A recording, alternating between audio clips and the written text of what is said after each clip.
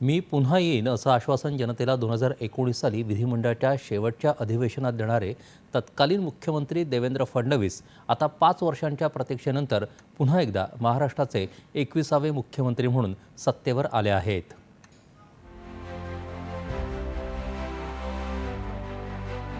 मेरा पानी उतरता दे, मेरे किनारे पर घर मत बसा लेना, मैं समंदर हूं लौट कर वापस आऊंगा.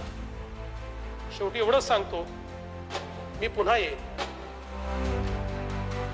मी देवेंद्र सरिता गंगाधरराव फडणवीस मी महाराष्ट्र राज्याचा मुख्यमंत्री म्हणून माझी कामे निष्ठापूर्वक व सत्सद विवेक बुद्धीने पार पाडेन.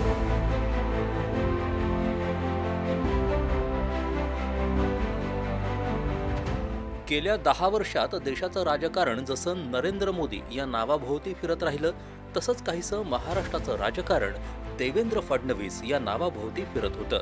मात्र यात आधी कमालीची लोकप्रियता, मुख्यमंत्रीपद, सकाळच्या शपथविधीनंतर झालेली प्रचंड टीका, कोविड काळात गाजवलेलं विरोधी पक्षनेतेपद, विधान परिषद निवडणूक आणि शिवसेनेतील बंड यावेळी दाखवलेलं रणनीतिक चातुर्य, पुन्हा सत्ता बदल झाल्यानंतर सर्वांना धक्का देत पक्षनिष्ठा दाखवत आणि त्याग करत स्वीकारलेलं उपमुख्यमंत्रीपद, 2.5 वर्षात कार्यक्षम प्रशासकाची दाखवलेली चुणूक, लोकसभेतील पराभवाची जबाबदारी आणि त्यानंतर विधानसभेत मिळवलेलं प्रचंड यश, असा फडणवीस यांचा प्रचंड चढउतार असलेला प्रवास महाराष्ट्रानं पाहिला. या सगळ्या चढउतारातून देवेंद्र फडणवीस राजकीय नेते आणि व्यक्ती म्हणूनही अधिकाधिक कणखर होत गेले. अत्यंत लहान वयात अखिल भारतीय विद्यार्थी परिषदेच्या माध्यमातून देवेंद्र फडणवीस यांनी राजकारणात पाऊल टाकलं. आधी नगरसेवक, नंतर नागपूरचे सर्वात युवा महापौर म्हणून त्यांनी सलग 2 टर्म आपली कारकीर्द गाजवली. या काळात युवा मोर्चाची जबाबदारीही त्यांनी सांभाळली.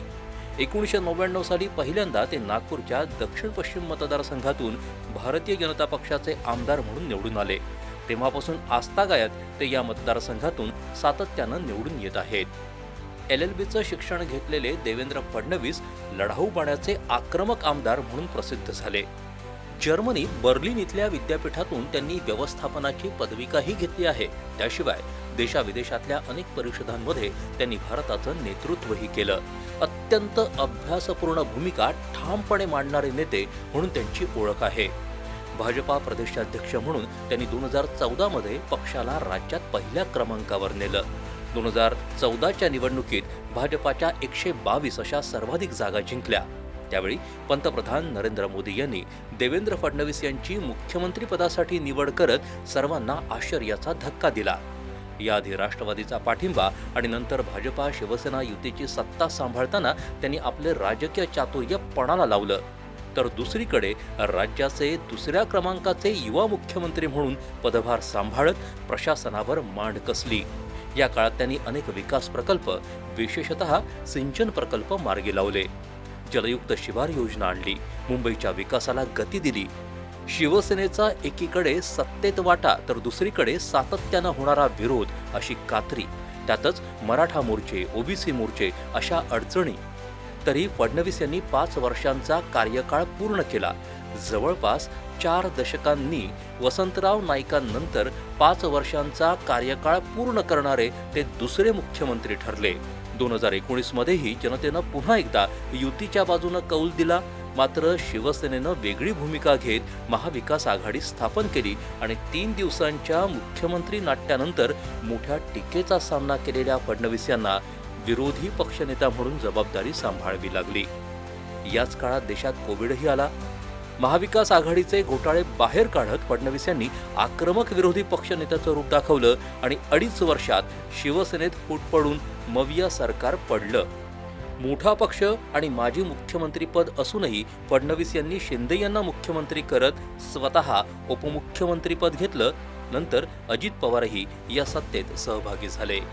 या 2 वर्षांच्या उपमुख्यमंत्रीपदाच्या काळात राष्ट्रवादी काँग्रेसशी केलेली युती, 2 पक्षांमध्ये पडलेली फूट, तसंच जात, आरक्षण, कायदा सुव्यवस्था अशा विविध मुद्द्यांवरून गढूळ झालेल्या राजकीय वातावरणासाठी जणू काही फडणवीसच जबाबदार आहेत असं चित्र निर्माण करत त्यांना लक्ष्य करण्यात आलं. त्यांच्यावर वैयक्तिक खालच्या पातळीवरची टीका करण्यात आली. मात्र ही सगळी टीका आरोप संयमानं सहन करत फडणवीस यांनी आपली मर्यादा आणि प्रतिष्ठाही कायम राखली आणि 2019 पासून सुरू झालेल्या अनैसर्गिक युती तडजोडीच्या राजकारणाला जशास तसं प्रत्युत्तर देत राजकारणात आपणच चाणक्य असल्याचं त्यांनी सिद्ध केलं. लोकसभा निवडणुकीत राज्याचे धक्कादायक निकाल फडणवीस यांची लोकप्रियता कमी झाली असल्याचे सांगणारे होते. पण अवघ्या 6 महिन्यात फडणवीस यांनी शिंदे आणि अजित पवार यांच्यासह लोकसभेच्या काळातलं वातावरण 180 अंशाच्या कोनात बदलवून टाकत महायुतीला अभूतपूर्व विजय मिळवून दिला. भाजपाला त्यांच्या नेतृत्वाखाली मिळालेलं हे राज्यातलं सर्वोत्तम यश आहे. सलग 3 निवडणुकीत भाजपाला 100च्या वर जागा मिळवून देणारे फडणवीस विविध पक्षातल्या नेत्यांसोबत मैत्रीपूर्ण संबंधांसाठी ओळखले जातात. पुन्हा एकदा मुख्यमंत्री म्हणून महायुतीचं सरकार सुरळीत चालवण्याचं आव्हान फडणवीस यांच्या समोर असेल. महाराष्ट्रात अलीकडच्या काळात उद्भवलेल्या राजकीय अनिश्चितता आणि अस्थिरतेच्या वातावरणातही फडणवीस यांनी विकास आणि सर्वसमावेशकतेचं धोरण पुढे नेणं पसंत केलं. आज जेव्हा देश आपल्या अमृत काळातून जातोय अशावेळी महाराष्ट्रानं निवडलेला युवा, तंत्रज्ञान स्नेही, गतिमान आणि विकासाभिमुख मुख्यमंत्री देशाच्या विकासगाथेत महाराष्ट्राचं स्थान भरभक्कम करण्यात योगदान देऊ शकेल असा विश्वास आहे.